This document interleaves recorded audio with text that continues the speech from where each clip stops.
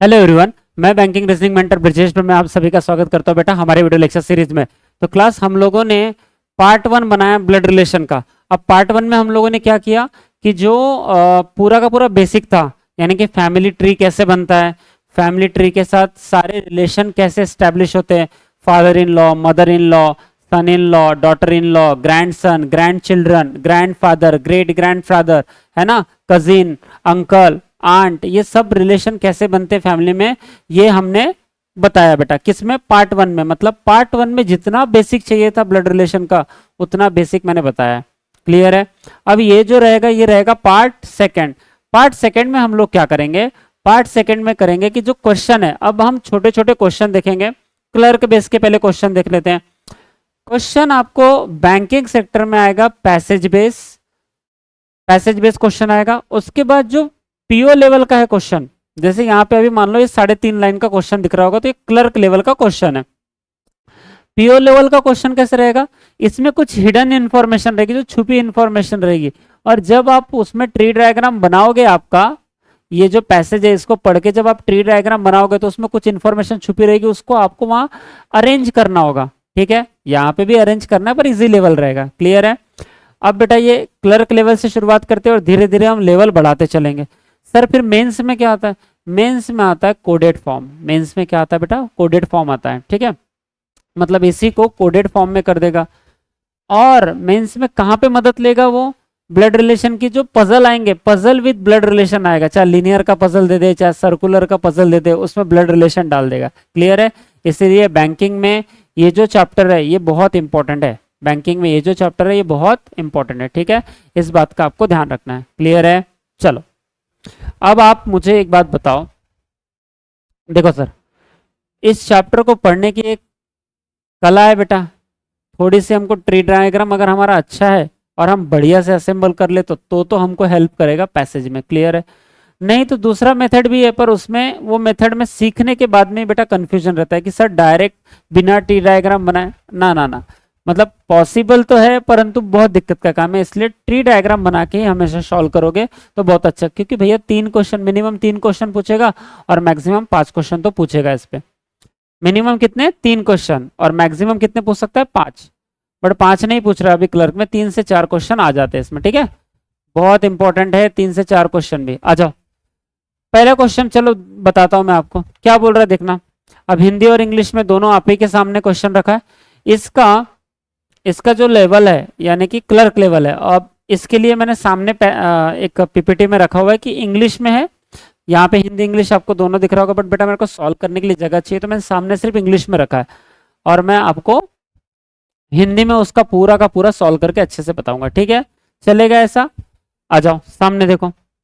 अब ये मेरा क्वेश्चन है, देखो इधर क्या क्या बोल रहा है ये। बोलता है सर देयर आर 8 मेंबर्स। कितने मेंबर्स है? 8। हिंदी में भी क्वेश्चन है, कोई दिक्कत नहीं है हिंदी में। ठीक है, ऐसा नहीं सोचना सर कि हिंदी में क्यों क्वेश्चन नहीं दिया हमको, हिंदी में आपने क्यों क्वेश्चन नहीं दिया, ऐसा कुछ सोचना नहीं। ठीक है, हिंदी में मैंने यहाँ क्वेश्चन बताया। देखो, एक परिवार में 8 सदस्य है, ए बी सी डी से ए से लेके एच तक। ए जी की दादी है ना, बड़े बढ़िया हिंदी में भी दिया हुआ है। और जो एच का चचेरा भाई, ये जो किसके लिए आएगा बेटा? जो आएगा जी के लिए, जी के लिए आएगा ना। हाँ sir, G who is the cousin, तो ये जो जी है, ये देखो ये जो रहता है ना, ये जो इमीडिएट वाला है उसी के लिए जो आता है हिंदी में। क्लियर है? तो जी एच का चचेरा भैया बोल रहा है। वैसे ही यहाँ पे देखो हु रहा होगा, G and H, A is the grandmother of G, और देखो यहाँ जी है और यहाँ हु लगा है, तो ये हु जस्ट इमीडिएट पर्सन के लिए आता है। क्लियर है? अरे मेरी बात समझ रही है कि नहीं? ठीक है, हाँ जी। तो चलो इसको सॉल्व करके बताते हैं अपन सामने के स्क्रीन पे, सामने के पीपीटी पे। ठीक है, चलो जाओ। तो members in a family, okay. अब ए से लेके बेटा एच तक तो पर्सन दिया है, ए से लेके कहाँ तक पर्सन है? एच तक पर्सन है। अब वहां पे नाम ले लो, राम श्याम सीता मोहन गीता, ऐसे नाम ले लो, या तो अल्फाबेटी दिखा दो। क्लियर है? ठीक है सर। अब बोल रहा है ए इज द, सबसे पहले देखना क्या बताया उसने, A is the grandmother of G. क्या बोला बेटा? ए जो है सर ग्रैंड मदर है किसकी? जी की। अब आपको मैंने ट्री डायग्राम निकालना सिखाया, जैसे ही बोला कि ए ग्रैंड मदर है किसकी बेटा? जी की, तो ए का कोई चिल्ड्रन होगा, या तो यहाँ पे सन होगा उसका, या तो उसकी डॉटर होगी, और उसका भी कोई सन होगा या तो नीचे डॉटर होगी, तभी ए देखो बोला ना A is a grandmother of G, तो यहाँ पे जी रख लो, यहाँ पे कौन रख लो बेटा, जी रख लो, यहाँ पे जी रख लो, और ए ऑटोमेटिकली कौन हो जाएगी, ग्रैंड मदर हो जाएगी। क्लियर है यहाँ तक? यहाँ तक किसी कोई दिक्कत? ठीक है सर, नहीं है ना? हाँ। सामने बोलता है जी, अब देखो जी क्या है जी के लिए बोला है सामने जी, अब ये हु लगा है, तो हु किसको रिप्रेजेंट करेगा, यहाँ जी को रिप्रेजेंट करेगा। मतलब हु जब भी लगेगा तो जस्ट कॉमा के पहले जो भी चीज दिया है, यानी कि जो पर्सन का नाम दिया है उसके लिए हु लगेगा। अगर यहाँ पे एंड रहता तो मान लो जिन दो पर्सन की बात कर रहा है कि ए की बात कर रहा है और जी की बात कर रहा है, तो अगर एंड रहता तो वो ए को रिप्रेजेंट करता, मतलब फर्स्ट पर्सन को रिप्रेजेंट करता। इसका मतलब मैं यहाँ ये बताना चाह रहा हूँ कि जब हु रहेगा तो हु के पहले कॉमा, यहाँ पे जो भी रहेगा, जैसे जी है तो ये हु जी को रिप्रेजेंट कर रहा है, बट अगर यहीं पे अगर एंड आ जाता तो ये जी के पहले जिसकी बात करा था उसने ए की, तो ये एंड किसको रिप्रेजेंट करता है, ए को रिप्रेजेंट करता है। इसका मतलब एंड फर्स्ट पर्सन को रिप्रेजेंट करता है, और ये जो हु है ये किसको रिप्रेजेंट करता है बेटा, सेकंड पर्सन को। क्लियर है? हु हमेशा सेकंड पर्सन को रिप्रेजेंट करेगा और एंड हमेशा फर्स्ट पर्सन को रिप्रेजेंट करेगा। क्लियर है? ओके, तो चलो सर, ये एक्स्ट्रा इन्फॉर्मेशन तो बहुत अच्छी दी है आपने। उसके बाद देखो बेटा यहाँ पे क्या बोल रहा है, सामने बोलता है G who is the cousin of H. अब जी बोल रहा है कि एच का कजिन है, यानी कि जी एच का कजिन है। तो देखो जी अगर कजिन है किसका, एच का, इसका मतलब जी के माता पिता और एच के माता पिता आपस में भाई बहन होने चाहिए, तभी ये जी और एच कजिन हो सकते हैं। आप देखो, आपके जो चाचा के बच्चे हैं और आप है, आपके जो चाचा के बच्चे और आप आपस में कजिन लगोगे, आपके बुआ के बच्चे, आपके मौसी के बच्चे, आप सब लोग कजिन लगोगे। इसका मतलब हमारे जो माता पिता हैं और हमारे जो चाचा है वो भाई भाई, मतलब हमारे माता पिता और हमारे चाचा, चाचा के बच्चे हमारे कजिन लगेंगे बेटा। क्लियर है? इसका मतलब हमारे पिता के यहाँ पे कोई ना कोई सगे संबंधी आने चाहिए। क्लियर है? तो वो हमारे, तो सगे संबंधी के जो बच्चे होते हैं वो हमारे चचेरे लगते हैं, यानी कि कजिन लगते हैं। क्लियर? उसके बाद जैसे आपका चाचा का लड़का, बुआ का लड़का, मौसी का लड़का, क्लियर है, फूफा का लड़का, ये सब आपके चचेरे भाई बहन होंगे। बात समझ में आई कि नहीं? ठीक है। उसके बाद सामने बोला है, हाँ जी, ए इज मैरिड टू बी। ये तो बहुत अच्छा काम कर दिया, इसने पहले ही बता दिया कि ए ने किससे शादी की है, बी से शादी की है बोलता। तो भैया ए ने शादी की है बी से, तो यहाँ पे बी से शादी करा दो ए की।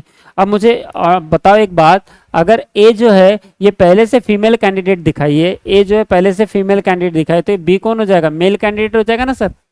अरे हाँ है ना, फीमेल फीमेल थोड़ी शादी करेंगे बेटा, अगर फीमेल है तो मेल से ही शादी करेंगे ना। 377 वाला वो रूल नहीं लगाना यहाँ पे, ठीक है? चलो, ए बी, अच्छा, B has one son and one daughter. B को एक सन है और एक डॉटर है, तो पहले से हमको पता है कि एक सन और एक डॉटर, मतलब बी की तो वाइफ ए है, तो बी को एक सन एक डॉटर बोले तो ए को भी एक सन एक डॉटर ही हो, क्योंकि यही तो आपस में हस्बैंड वाइफ है ना।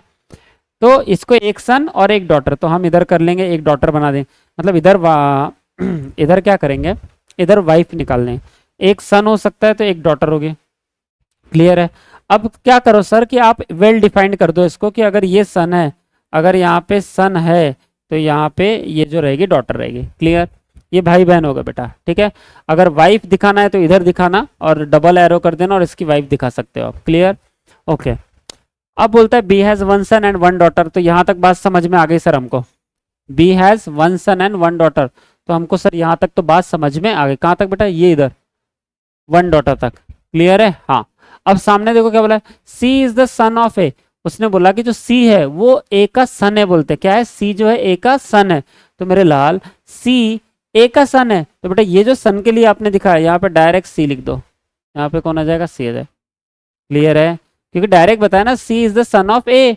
एंड बोले तो ये सी को रिप्रेजेंट करेगा। आप एंड किसको रिप्रेजेंट करेगा, सी को रिप्रेजेंट करेगा।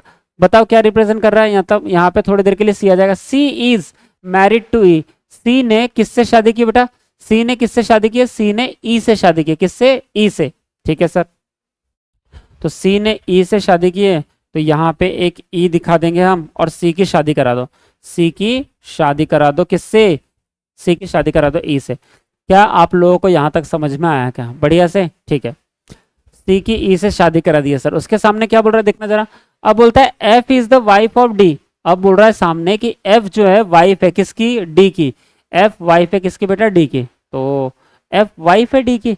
अब मुझे बताओ, है तो 8 ही लोग टोटल, 8 ही लोग हुए, कितने लोग, 2 4 5 और ये 6। जब 6 लोग हो गए, ये 7वां यहाँ रखना पड़ेगा। अब हम 7 यहाँ रख देंगे तो 8वां एक्स्ट्रा इधर उधर कहीं नहीं बना सकते हम, ठीक है। इसका मतलब हमको यही दिखाना पड़ेगा कि बोलता है F is the wife of D, मतलब एफ खुद वाइफ है किसकी, डी की। अगर ये फीमेल कैंडिडेट है, वाइफ है किसकी बेटा, डी की, तो डी मेल होगा ऑटोमेटिकली। क्लियर है, डी मेल होगा ऑटोमेटिकली। तो हम यहीं पे दिखा देते ना, यहाँ पे फीमेल के लिए जगह है, यहाँ एफ रख देते हैं।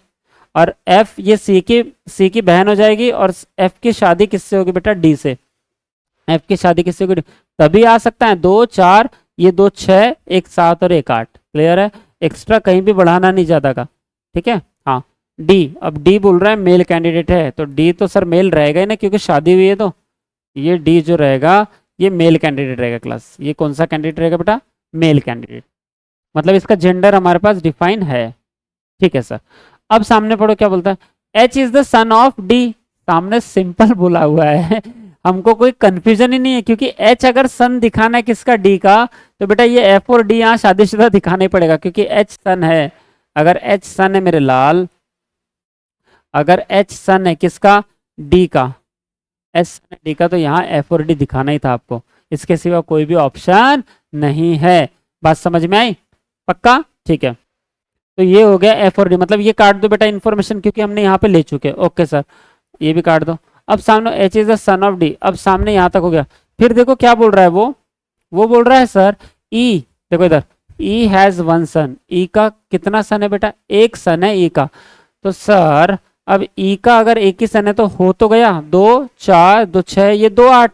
इसका मतलब ये जो जी है ना, ये ई का सन या तो डॉटर होने वाला था। हमको अब जेंडर कैसे डिफाइन करेंगे, ई का एक सन है, इसमें ई का एक सन है, तो ये जो जी है ना वो सन ही रहेगा। क्लियर है, क्योंकि जितनी इंफॉर्मेशन दी होती है उतनी सटीक हमको यहाँ रखना पड़ता है, तो जी ये सन रहेगा। क्लियर, अब इसको हटा दो, और यहाँ कौन आ जाएगा बेटा, जी जो है ये कौन है, सन है। ये कौन है मेरे लाल, सर ये सन है। क्या मेरी बात आप तक समझ में आई क्या, उम्मीद कर रहा हूँ आपको बढ़िया से समझ में आई होगी, ठीक है। चलो, तो ये तो ब्लड रिलेशन बन गया बढ़िया से। अब इसके ऊपर कुछ क्वेश्चन है क्या, हाँ सर क्वेश्चन तो है इसके ऊपर। तो इसके ऊपर क्वेश्चन है, तो पहले इसको कॉपी पेस्ट कर लेते हैं, क्योंकि हमारे को सामने के पेज में जाना है। तो हम कॉपी पेस्ट कर लेंगे बढ़िया से, इसको कॉपी पेस्ट कर लेंगे ताकि हमको सामने के पेज में हम जा सके। ओके सर, ये लिया मैंने कॉपी, यहाँ से करूँगा मैं कॉपी, और ये गया मैं सामने के पेज में, और यहाँ कर देता हूँ पेस्ट, यहाँ कर देता हूँ मैं पेस्ट। देखो यहाँ पे हमारा आंसर आ चुका है बढ़िया से, और मैं थोड़ा सा छोटा पेज कर दूंगा यहाँ पे। चलो बताओ क्या आंसर होगा। पहले क्या पूछा है उसने, ये बताओ मुझे। बोलता है एच बी से किस प्रकार संबंधित है, एच जो है बी का क्या लगा। उसने हमको पूछा है यहाँ पे कि सर ये जो एच है, ये जो एच है बी से किस प्रकार संबंधित, मतलब एच क्या लगा बी का, एच क्या लगा किसका, बी का। और हिंदी देखो, इंग्लिश में भी हाउ इज एच, एच क्या लगा, एच रिलेटेड क्या लगा किसका, बी का, मतलब एच क्या लगा बी का। तो आपको बताना है कि एच क्या लगा बी का, एच क्या कहलाएगा बी का। तो इधर देखो एच कहाँ है, ये है सर एच किसका, बी का। तो बेटा बी तो ऊपर है, और देखो 1 जनरेशन 2 जनरेशन 3 जनरेशन, मतलब एच नीचे है, तो ये तो सर ग्रैंड सन लगेगा। क्लियर है, ये दादाजी लगेंगे तो ये पोता लगेगा, यानी कि एच पोता है बी का।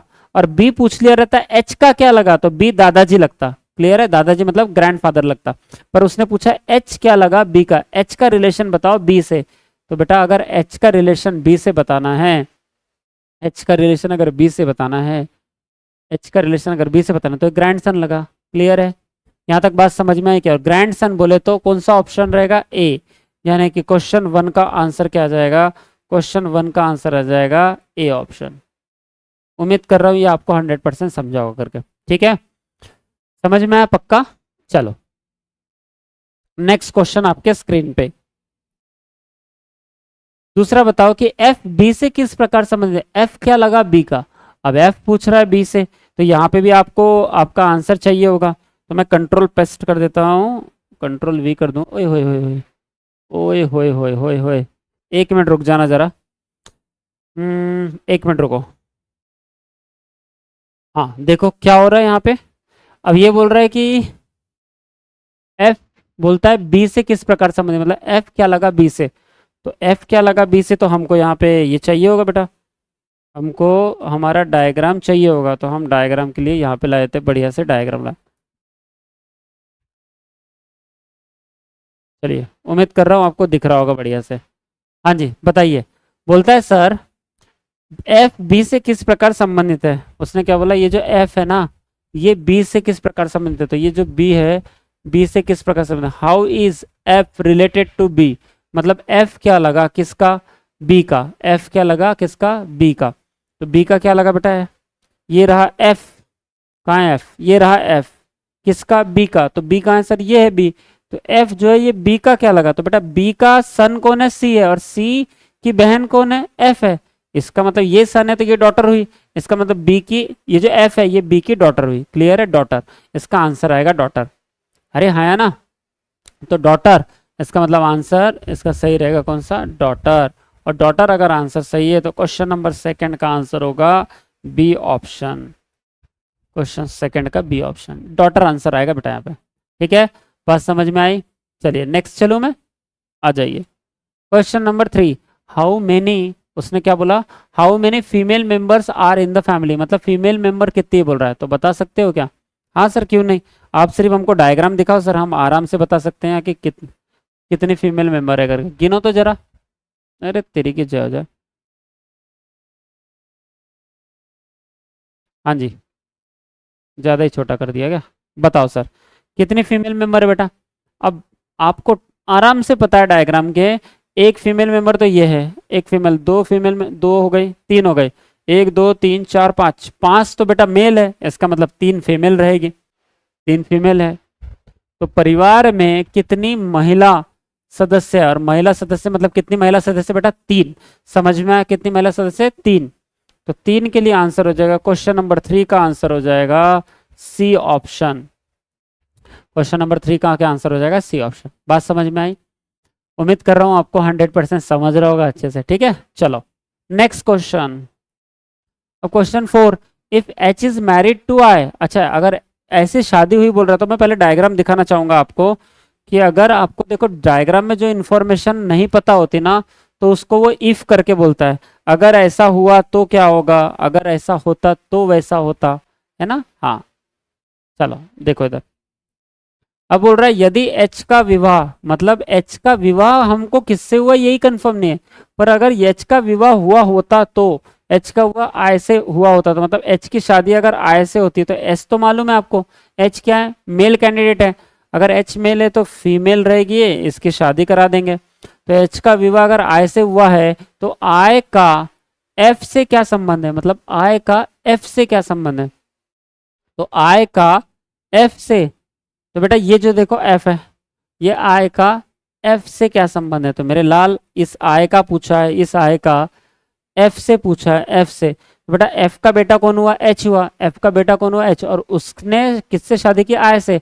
इसका मतलब ये तो एफ की बहू हो गई, और बहू को इंग्लिश में क्या बोलते हैं, तो डॉटर इन लॉ बोलते हैं। क्या बोलते हैं मेरे लाल, daughter in law, daughter in laws. तो ये जो आय है ना, ये एफ की क्या हो गई, डॉटर इन लॉ। तो डॉटर इन लॉ है कि हाँ, यदि एच का विवाह आय से हुआ, if H is married to, H is married to I, अगर एच ने आय से शादी की है, then how is I related to F. तो ये आय जो है एफ की डॉटर इन लॉ लगी। क्लियर, डॉटर इन लॉ, ये बी ऑप्शन। मतलब क्वेश्चन नंबर 4 का आंसर आ जाएगा बी ऑप्शन। क्वेश्चन नंबर 4 का आंसर क्या आ जाएगा बेटा, बी ऑप्शन आ जाएगा। यहां तक 100% समझाओगे ऐसी उम्मीद करके मैं सामने बढ़ता हूँ। ठीक है, चलिए नेक्स्ट क्वेश्चन। अब क्वेश्चन नंबर नेक्स्ट के लिए, अच्छा 5 to 8 में हमको फिर से क्वेश्चन मिल गया। उस पर देखो कितने क्वेश्चन थे, 4, और उम्मीद कर रहा हूँ आपने चारों के आंसर बढ़िया से दिए होंगे। चलो इसको देखो बार, एक बार हिंदी इंग्लिश दोनों में देख लो, इसका स्क्रीनशॉट ले सकते हो और सॉल्व करो पहले। 10% है, 10 व्यक्ति बोलता है ए से लेके जे तक 3 पीढ़ियां एक ही परिवार में है, मतलब 3 पीढ़ियां यानी कि 3 जनरेशन है। ठीक है, कल मैंने बेसिक बताते समय पूरा अच्छे से बताया था कि 3 जनरेशन कैसे निकालते हैं, 4 जनरेशन कैसे निकालते करे। क्लियर, हाँ। तो कितने जनरेशन है बेटा इसमें, 3 जनरेशन है सर। ओके, और प्रत्येक परिवार में केवल 3 जोड़े हैं, मतलब 3 कपल है, 3 शादीशुदा जोड़े हैं 2 बच्चों के साथ, मतलब हर एक बच्चा, हर एक कपल के 2 बच्चे तो होंगे बेटा, हर एक कपल के 2 बच्चे तो ऐसा होंगे ही बोल रहा है। परिवार में केवल 3 जोड़े हैं 2 बच्चों के साथ। अच्छा जी, ओके। हर एक कपल के 2 बच्चे तो होना चाहिए। इसका मतलब सर कपल तो 6 हो जाए, मतलब 3 कपल है बोले तो 6 लोग हो गए। और हर एक कपल के 2 बच्चे, इसका मतलब 6 तो बच्चे ही हो जाएंगे, ये तो 12 हो जाएंगे। नहीं रे, देखो यहाँ पे जब डायग्राम बनाओगे ना तो वहां पे ही हम एडजस्ट करेंगे बराबर, ठीक है। हाँ जी। उसके बाद 2 बच्चों के साथ, क्योंकि जो 3 कपल है, वो जो कपल है वो भी तो किसी के, वो भी तो पेरेंट, उनके भी तो पेरेंट होंगे ना, तो वहां पे एडजस्ट करना पड़ेगा। फिर बोल रहा है सी और डी दोनों भाई हैं, जबकि सी ई का ब्रदर इन लॉ है। Very good. तो बेटा ये हिंदी में भी इंफॉर्मेशन आप लोग पढ़ लो, और इंग्लिश में मैं अभी सॉल्व कराता हूँ। सॉल्व कराते हुए मैं पूरा का पूरा हिंदी में आपको एक्सप्लेन करता हूँ, ठीक है। चलो नेक्स्ट पेज पे चलते हैं, और आपके सामने ये क्वेश्चन मैं एक्सप्लेन कर रहा हूँ। देखो इधर 10% है ना, आ जाओ। बोलता है सर 10% है, कितने व्यक्ति है बेटा? सर 10 व्यक्ति हैं। 10 व्यक्ति हैं, A B C D E F G H I J, मतलब जे तक 10 व्यक्ति हैं, ठीक है सर। सामने बोल रहा है are in the family of 3 generation. कितने जनरेशन है बेटा? 3 जनरेशन। तो आपको ये पता है, मैंने आपको बार बार बताया है कि अगर 3 जनरेशन बोला है, कितने जनरेशन? अगर 3 जनरेशन बोला है तो ग्रैंडफादर, अपने पिता और अपन, ग्रैंडफादर, अपने पिता और अपन, यही 3 जनरेशन होती है। जैसे 4 जनरेशन बोला रहता तो ग्रैंडफादर, अपने भी पिता, ग्रैंडफादर ऊपर रहते, फिर अपने पिता रहते, फिर उसके नीचे अपन, और अपने नीचे अपने चिल्ड्रन, तो वो हो जाती 4 जनरेशन। क्लियर है? ये मैंने कल आपको समझाते हुए बताया था। 3 जनरेशन मतलब अपने फादर, अपने ग्रैंडफादर, अपने फादर और अपन, ठीक है सर। 3 जनरेशन है, वेरी गुड। उसके बाद only 3 couples are there in the family, मतलब इसमें कितने कपल है बेटा? 3 ही कपल होने चाहिए, मतलब शादीशुदा जोड़े जो है ना, वो शादीशुदा जोड़े कितना होना चाहिए? 3 होना चाहिए। और ये डबल एरो से मैं, मतलब ये दोनों तरफ से अगर एरो लगा दिए तो इसका मतलब क्या होता है कि शादीशुदा जो जोड़ा है वो कितने जोड़ा है बेटा? 3 जोड़ा है। कितने हैं? 3 ही जोड़ा है सर, ठीक है। उसके बाद चलो, ईच विथ 2 चिल्ड्रन, मतलब are there in the family, कितने? 3 कपल्स। कितने कपल है? 3 कपल है। ईच, हर एक कपल विथ 2 चिल्ड्रन, हर एक कपल के कितने बच्चे बेटा? 2 बच्चे। मतलब हर एक कपल के कितने बच्चे होने चाहिए सर? 2 बच्चे होने चाहिए सर। हर एक कपल के कितने बच्चे होने चाहिए सर? 2। ओके, सामने अब बोल रहा है, यहां से देखो इंफॉर्मेशन दिया उसने, बोथ बोलता है, बोथ, बोथ बोल रहा है कि क्या बोला? Both C and D are brothers, मतलब सी और डी कैसे हैं बेटा? भाई है। सी और डी कैसे सर? भाई है सर। तो ठीक है, अब कहीं दिखा देते हैं हम कि सी और डी जो है ये ब्रदर्स है, ये ब्रदर्स है सर। मैंने दिखा दिया ब्रदर्स है करके, ठीक है। सामने ब्रिजेश सर, चलो आ जाओ। सामने क्या बोल रहा है देखना जरा। सामने बोलता है ब्रदर्स वाइल, वाइल सी और बी, सी और डी ब्रदर तो हैं, पर C is the brother in law of E. बोलता है ये जो सी है ना, सी ब्रदर इन लॉ है किसका? ई का। तो बेटा सी ब्रदर इन लॉ है ई का, साला है। तो बेटा सी अगर साला है किसका? ई का, तो डी की शादी हुई होगी किससे? डी की शादी हुई होगी सर ई से। डी की शादी किसकी, किससे हुई होगी? ई से। और डी का ही भाई कौन है? सी। इसका मतलब ये जो सी लगा, ये ई का कौन लगा? देवर लगा, मतलब ये ब्रदर इन लॉ कहलाएगा। क्लियर है? इसके अलावा कोई रिलेशन नहीं बन सकता। कैसे? क्योंकि सी को अगर ब्रदर इन लॉ कहलाना है हमको, तो डी की शादी करना पड़ेगा, तभी तो सी ब्रदर इन लॉ बनेगा ना। बात समझ में आ रही है? क्योंकि ये दोनों तो भाई भाई हैं, इसलिए इसको अगर ब्रदर इन लॉ कहलाना है ई का, तो इसकी शादी होना जरूरी है। किसकी? डी की। क्लियर है? हाँ सर। हाँ, अगर डी फीमेल रही होती तो जिससे शादी करता वो मेल कैंडिडेट हो जाता, मतलब ई मेल कैंडिडेट आ जाता है यहाँ पे। पर डी मेरे को पहले से पता है कि मेल है, इसका मतलब जिनसे शादी करेगा वो तो फीमेल ही होगी ना। ठीक है। उसके बाद हाँ जी सर, तो ये एक हमारा ट्री डायग्राम बन गया यहाँ। सामने B is the mother in law of F. अब मुझे बताओ बी मदर इन लॉ है, तो मदर इन लॉ कैसे बनाओगे सर? बी को मदर इन लॉ बनाना किसकी? एफ की, मतलब बी का बेटा। एफ का मतलब बी मदर इन लॉ बनाना है, तो या बी का बेटा होगा या तो बेटी होगी। उसने किससे शादी की होगी बेटा? एफ से शादी की होगी। उसने एफ से शादी की। अब अगर बेटी होगी तो एफ बेटा बन जाएगा, मतलब एफ हस्बैंड बन जाएगा, और अगर बेटा होगा तो एफ वाइफ बन जाएगी। क्लियर है?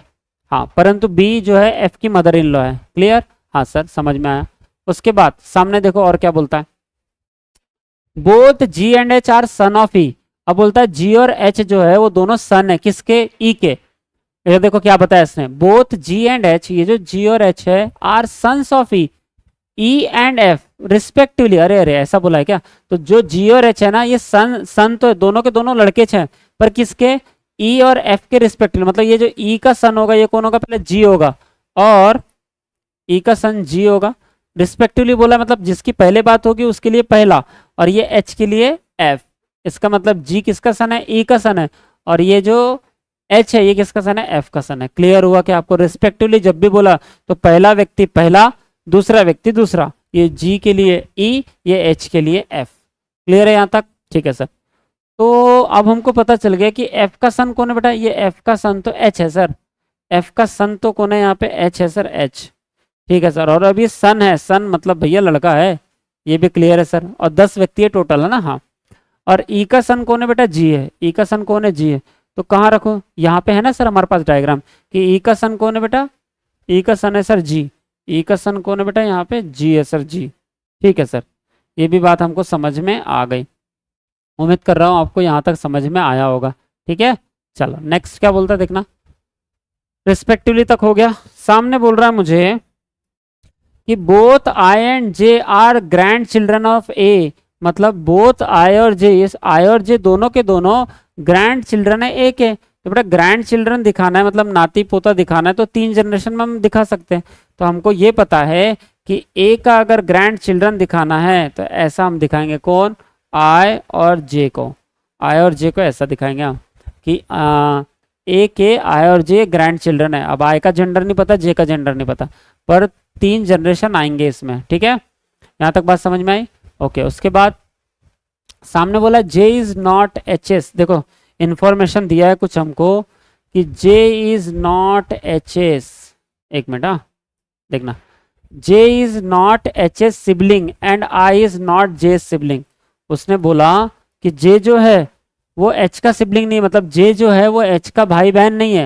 ये देखो, J is not H's sibling, sibling का मतलब होता है भाई बहन, तो जे एच का भाई नहीं है, एच का भाई बहन नहीं है, तो ऐसा लिख देंगे हम कहीं ऊपर, यहाँ लिख देता हूँ, कहाँ लिखूँ, इधर लिख दो, हाँ इधर देखो, जे जो है वो एच का भाई नहीं है, मतलब जे जो है, एक मिनट, हाँ थोड़ी और जगह चाहिए होगी हमको ऐसी, J is not H's sibling, इसका मतलब जो जे है सर वो एच का भाई बहन नहीं है, तो यहाँ ऐसा लिख देंगे कि जे एच का भाई बहन है। उसके बाद आई इज नॉट जे सिबलिंग, और जो आई है वो भी जे का सिबलिंग नहीं है। उम्मीद कर रहा हूँ आपको समझ गया होगा, ये जो आई है ना ये भी जे का सिबलिंग नहीं है बेटा। मेरी बात समझ में आई क्या, हाँ सर समझ में आ गई ना, मतलब कि सर ये जो आई है ये जे का सिबलिंग नहीं है, और ये जो जे एच है ये भी जे का सिबलिंग नहीं है। क्लियर है यहाँ तक, आपसे बात कर रहा हूँ सर, ठीक है, हाँ ठीक है सर, ये भी समझ में आ गया। अब एक्स्ट्रा इन्फॉर्मेशन क्या दी है, और इन्फॉर्मेशन और दे रहा है हमको, क्या बोलता है, ई हैज़ 1 डॉटर, ई की कितनी बेटी है बेटा, ई हैज़ 1 डॉटर, ई को एक लड़की है, और लड़के लड़के हो सकते, पर अभी ई की एक लड़की ऐसा बताया, तो जितना बताया उतना सुनने का, ठीक है, हाँ मतलब निकाल के रखने का कि ई हैज़ 1 डॉटर, तो बेटा पहले से तो एक लड़का है ही, जी तो एक लड़का है ही, ची का एक और डॉटर है, तो ये बहन भाई बना देगा यहाँ पे, ई हैज़ 1 डॉटर, मतलब यहाँ पे एक डॉटर रहेगी। क्लियर है, तो 10 ही लोग। अब मुझे बताओ कैसे आएगा, अब कैसे आएगा सर, 10 लोग बनाना है। यहाँ पे इंफॉर्मेशन क्या दी है, 3 कपल है, 3 कपल के साथ हर एक के 2 बच्चे। इधर सुनो पहले देखो, यहाँ देखो डी और ई कपल है, तो कितने बच्चे हो सकते हैं, 2 बच्चे हो सकते हैं सर, ओके। उसके बाद ओके, उसके बाद इधर देखो एफ का कपल कोई ना कोई होगा बेटा, एफ का कपल कोई ना कोई, मतलब एफ ने किसी से शादी की होगी, तो इसके भी 2 बच्चे होंगे, इसका मतलब एच के साथ एक और निकालना पड़ेगा यहाँ पे, ठीक है। उसके बाद आई और जे किसी के बच्चे हैं, ठीक है, ओके। ए 3 ही जनरेशन में काम होना चाहिए, तो 3 जनरेशन में काम होना चाहिए Brijesh sir, C D E, ठीक है, ओके। अच्छा एक बात बताओ मुझे, यहाँ देखो 3 जनरेशन आ गए ऑटोमेटिकली, एक बी जनरेशन है, इधर एफ जनरेशन और एच जनरेशन, क्या इसके नीचे आ सकता है कोई, नहीं। इसके ऊपर जा सकता है कोई, नहीं। यहाँ पे भी देखो एक जनरेशन ये हो गया, 2 जनरेशन हो, इसको इसमें एडजस्ट करो, कैसे करोगे, देखो एडजस्ट, मुझे बताओ, ये तो 3 जनरेशन आ गया ना, और ये भी 3 जनरेशन है, अरे है ना, तो ये ए के ऊपर भी कोई नहीं जा सकता और आई और जे के नीचे भी कोई नहीं जा सकता। क्लियर है क्या, बात समझ में आ गई। ए के ऊपर, क्योंकि ए अगर ये आई और जे अगर ग्रैंड चिल्ड्रन है ए के, तो ये दादाजी या दादी हुई, इसका मतलब इसके ऊपर भी कोई नहीं जा सकता और आई और जे के नीचे भी नहीं जा सकता। मतलब ए ये बी से रिलेशन लगाना पड़ेगा, क्योंकि ये 3 जनरेशन और ये भी 3 जनरेशन है। इतना समझ में आया क्या? हाँ सर ये तो करना ही पड़ेगा। अगर ये करना ही पड़ेगा सर। चलो लगाओ भरे ए का रिलेशन। मान लो अगर इस ए को मैं, ये तो बी है, मतलब ए को मुझे मेल बनाना पड़ेगा तभी रिलेशन लग सकता है। ठीक है, हाँ सर लगाओ। ए को यहाँ पे मेल बना के दूंगा। उसके बाद आई और जे नीचे आना चाहिए, तो आई और जे नीचे आना से, और पहले ही जे को एच के साथ सिबलिंग होने से मना किया, जे को एच के साथ सिबलिंग। इसका मतलब ये एच यहाँ पे जे नहीं आ सकता बेटा, यहाँ जे नहीं आ सकता। हाँ ओके ठीक है, कोई बात नहीं। अब ये ए है, एक जनरेशन ये हो जाएगा 3, तो ये आई और जे इसको बाद में कनेक्ट करते हैं हम लोग। अब इसको कनेक्ट करने की कोशिश करो बरा। अब देखो इधर मुझे बताओ, यहाँ क्या ई आ सकता है क्या? यहाँ पे ई आ सकता है क्या? अगर मैं इस ई को रखना चाहूँ तो नहीं सर, ई का तो एफ से कोई नाता नहीं है, क्योंकि ई का किससे नाता है? डी से। मतलब यहाँ ई नहीं आ सकता। क्लियर है, ओके। तो फिर तो नहीं आ सकता, तो क्या कम से कम सी आ सकता है क्या?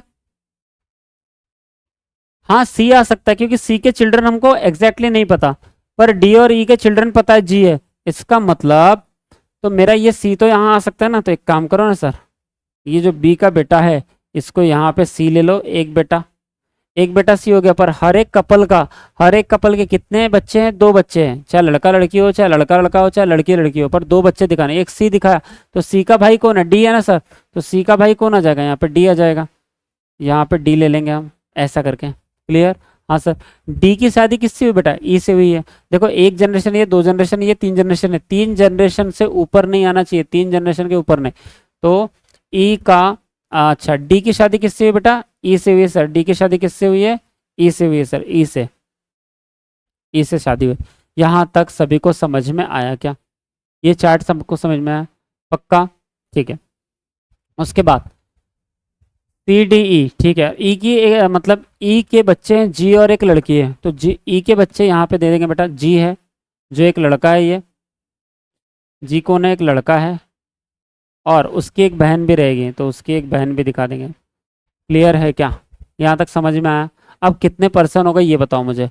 देखो ऊपर सबसे ये वाले देखो, सी डी 3 2 5, तो ये सी डी को तो मैंने यहाँ लगा दिया, सी डी ई, और एफ से शादी। अगर ये मेल है, इधर देखो, ये अगर मेल कौन? सी, तो इसने जिससे शादी की वो तो फीमेल ही होगी ना, इसका मतलब ये फीमेल होगी एफ। ठीक है ओके। अब देखो 2 4 2 6 2 8 और 2 10। क्लियर है? समझ में आई बात? 10 लोग आराम से हो गए सर। अब हमको ये वाली इंफॉर्मेशन का यूज करना है। हर एक का मतलब 3 जनरेशन है, 3 कपल होने चाहिए, एक कपल ये, 2 कपल ये, 3 कपल है, 3 कपल हो गए। हर एक के 2 बच्चे होने चाहिए। ये देखो पहले कपल के 2 बच्चे सी और डी हो गए। अब इस दूसरे कपल के देखो ई और डी के 2 बच्चे, जी और ये वाला सर्कल 2 बच्चे हो गए। सी और एफ का ये एक कपल है, तो इनके 2 बच्चे हो गए। क्लियर? बात समझ में आई? ठीक है। अब बस ये वाली इंफॉर्मेशन लगाओ और काम करो। जे और एच भाई बहन नहीं है, तो बेटा एच के साथ यहाँ कौन नहीं आ सकता? यहाँ जे नहीं आ सकता। सिंपल बात है सर, यहाँ जे नहीं आ सकता, पर ए का तो ग्रैंड चिल्ड्रन जे चाहिए ही चाहिए। तो एक काम करो, यहाँ जे नहीं आ सकता, तो मेरे लाल यहाँ पे जे रख दो। यहाँ पे कौन आ जाएगा सर? यहाँ पे जे आ जाएगा सर। यहाँ पे कौन आ जाएगा बेटा? जे आ जाएगा। क्लियर है? समझ में आई बात? अच्छे से दिख रहा है क्या नहीं, कि अच्छे से बना दूँ इसको? यहाँ पे कौन आएगा बेटा? जे आ जाएगा सर। यहाँ जे आ जाएगा। ठीक है, अभी समझ रहे? जे। अब बोल रहा है जे आई का भी सिबलिंग नहीं है, तो बेटा जे आई का सिबलिंग नहीं है। ओके, तो आई तो, अच्छा जे आई का सिबलिंग नहीं है, तो आई यहाँ तो आ सकता है ना, क्योंकि पहले ही मुझे बताया है कि ये जो आई और जे ये ए के ग्रैंड चिल्ड्रन है, तो बेटा ये नीचे ही आएंगे आई और जे। क्लियर है? यानी कि यहाँ पे कौन आ जाएगा सर? सर यहाँ पे तो आई 100% आएगा, क्योंकि अगर इधर जे आया तो इधर आई के लिए जगह बचे। ठीक है, और ये आपका आंसर हो गया। क्लियर? ये आपका आंसर हो गया। मजा आया? समझ में आया? पक्का? ठीक है, चलो सामने बढ़ता हूँ। तो अब इसके ऊपर देखो क्वेश्चन होंगे कुछ। हाँ जी सर, क्वेश्चन तो दिए हमको। तो क्वेश्चन करने के लिए इसका कॉपी, मतलब इसको डायग्राम हमको चाहिए होगी, ये वाली डायग्राम। तो इसको मैं स्क्रीनशॉट निकाल लेता हूँ।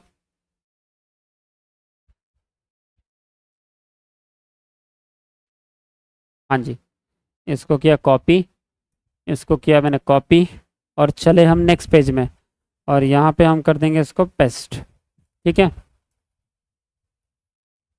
चलिए बताइए जरा, मुझे आंसर दीजिए। अब आपकी बारी सर, बताना जरा आंसर क्या होगा। बोलता है बी परिवार से किस प्रकार संबंधित। अच्छा, बी के बारे में पूछ लिया इसने। बोलता है सर बी बताइए। देखो इधर, बी परिवार से किस प्रकार संबंधित है। ठीक है, इंग्लिश में देखो, how is B related to the family, मतलब बी के बारे में बोल रहा है कि बी सबसे कैसे रिलेशन में है। किसी का पिता हो सकता है, किसी की माता हो सकती है, किसी का सिस्टर इन लॉ हो सकता है ना, ऐसा। अब बी की इंफॉर्मेशन किसी का किसी की ग्रैंड मदर हो सकती है। तो अब बी की इंफॉर्मेशन बताना है कि बी परिवार से कैसे संबंधित। पहले देखो, क्या एक ही वाइफ है क्या बी। हाँ सर, ये जो बी है ये तो एक ही वाइफ है ना सर, है ना, इसका मतलब ये तो सही बात है। दूसरा देखो, बोलता है सीज मदर, क्या ये जो बी है ये सी की मदर है क्या। हाँ सर, ऑफकोर्स सी की मदर है बी। तो सर ये दूसरा वाला भी सही है। मतलब अगर दो इन्फॉर्मेशन सही हो गई तो जो तीसरा चौथा है ये भी सही होने के चांसेस है, क्योंकि यहाँ पे ऑल ऑफ दिस दिया हुआ है। क्लियर है, चलो सामने देखते हैं। इज मदर इन लॉ, क्या बी जो है ई की मदर इन लॉ है।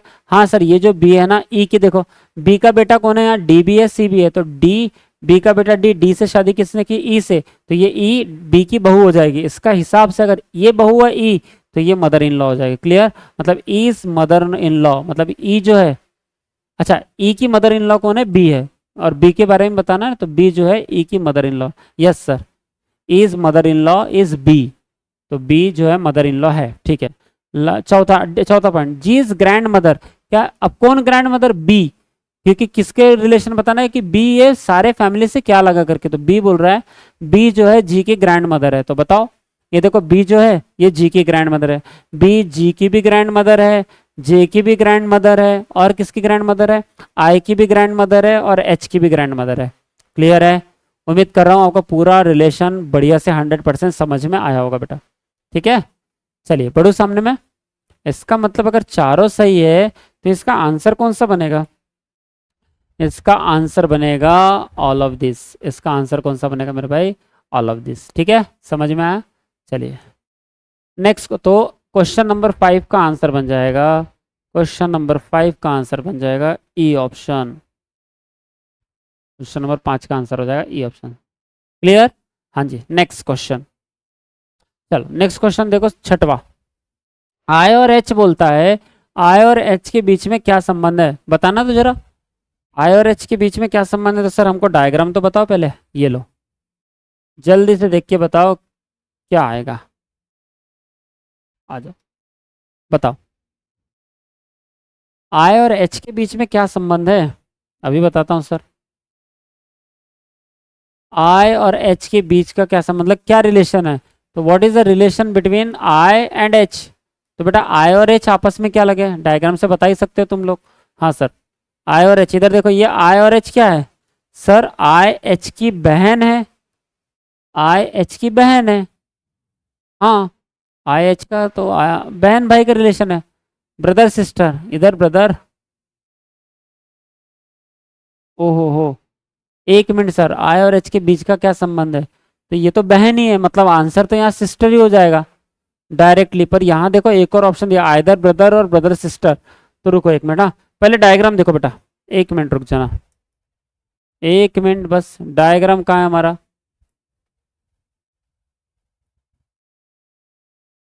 ये जो डायग्राम है यहाँ पे आई का जेंडर कैसे डिफाइन हो गया, एक मिनट रुकना, एक मिनट। हाँ, एक बात बताओ मुझे, ये आई का जेंडर कैसे डिफाइन हो गया, एफ का एच, आई का जेंडर, एच लड़का था। अच्छा, ई की एक लड़की थी, नहीं ई हैज वन डॉटर, तो बेटा ई एक की एक लड़की है, तो जे का तो, इधर देखो ई की एक लड़की है तो जे का मतलब ये जो जे है ना इसका जेंडर डिफाइन है कि ये जो जे है ये लड़की है, पर आई का जेंडर डिफाइन नहीं है, आई का जेंडर डिफाइन नहीं है कि वो लड़का है या लड़की है करके। ठीक है, इसका जेंडर नहीं है बेटा डिफाइन, बता रहा हूँ। ये जो आई है ना, इसका जेंडर डिफाइन नहीं है, ठीक है। आई का जेंडर डिफाइन नहीं है सर। समझ में आया क्यों सर ऐसा? क्योंकि उसने हमको पहले बताया था कि दो कपल के बच्चे तो दो हैं, परंतु लड़का या लड़की ऐसा कुछ नहीं। सिर्फ हमको पता था कि पहले ये जी जो है ये तो लड़का दिखा दिया था हमने, और ई का एक और चिल्ड्रन है, मतलब एक और लड़की है बोला था। ई हैज वन डॉटर, तो ये जे जो आएगा यहाँ पे, जे जो आ रहा है ये लड़की तो है, पर आई का जेंडर डिफाइन नहीं है सर। क्लियर है? आई का जेंडर डिफाइन नहीं है। इधर देखो, ये जो जी के साथ में आने वाला था वो तो एक लड़की है, तो जी के जो साथ में आएगा वो तो एक लड़की है, मतलब जे का तो जेंडर डिफाइन हो गया। पर एच के साथ में जो आएगा सर उसका जेंडर डिफाइन नहीं था। अब ये आई कैसे निकाले अपन ने एक्स्ट्रा? क्योंकि हमको मालूम है सी और एफ अगर एक कपल है तो इसके दो बच्चे तो होंगे, तो एच तो हमारे पास पहले से था और हमने इसकी एक बहन या भाई निकालना चाहा यहाँ पे, और हमको पता है कि मिसिंग कौन था, J G E D C F B A H सब हो चुका था, तो बचा कौन मिसिंग? आई, तो आई यहाँ पे आ जाएगा, मतलब आई का जेंडर डिफाइन नहीं है। क्लियर है क्या मेरे भाई? पक्का? हाँ, तो आई का जेंडर डिफाइन नहीं है, इसका मतलब इसका आंसर क्या होगा सर? इधर देखना, यहाँ पे आई का जेंडर डिफाइन नहीं है, तो आई लड़का भी हो सकता है बेटा और लड़की भी हो सकती है। आई क्या हो सकता है? लड़का भी हो सकता है और लड़की भी हो सकती है। क्लियर है? समझ में आया? जी सर। तो हम जो इन्फॉर्मेशन लेंगे ना, हमारी डायग्राम ओरिजिनल में ये है। एक मिनट रुक जाओ, इस डायग्राम को ले लो सामने ताकि आपको अच्छा रहे।